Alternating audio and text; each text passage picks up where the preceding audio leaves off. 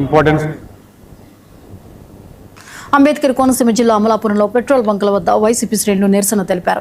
Petrol diesel కృత్రిమ కొరతపై YCP incharge Srikanth ఆధ్వర్యంలో శ్రేణులు నిరసనకు దిగారు. పెట్రోల్ ధరలను 30 రూపాయల వరకు పెంచేందుకు కృత్రిమ కొరత సృష్టించారని వైసీపీ నాయకులు శ్రీకాంత్ ఆరోపించారు. ప్రజలు రోడ్ల మీద ఇబ్బంది పడుతుంటే మంత్రులు విదేశీ పర్యటనలో ఉన్నారని ఆయన ఆరోపించారు. ఆంధ్ర రాష్ట్రంలో ఈరోజు పరిస్థితులు చూస్తూ ఉంటే మరి రాష్ట్రంలో మొత్తం కూడా 4500 పైచిలకు పెట్రోల్ బంకులు ఉంటే మరి ఈరోజు పరిస్థితులు చూస్తూ ఉంటే బైకులకేమో 200, కార్లకేమో 500 మించి పెట్రోల్ కానీ డీజిల్ కానీ కొట్టే పరిస్థితుల్లో ఈరోజు ఆంధ్ర రాష్ట్రం లేదు. మరి నిజానికి ఏం జరుగుతుంది అని తెలుసుకుంటే మరి మా వైఎస్ఆర్ కాంగ్రెస్ పార్టీ ఎంపీలందరూ కూడా కేంద్ర మంత్రి దగ్గరికి వెళ్తే మరి సరఫరాలో ఎటువంటి లోటు లేదు అని తెలియజేశారు.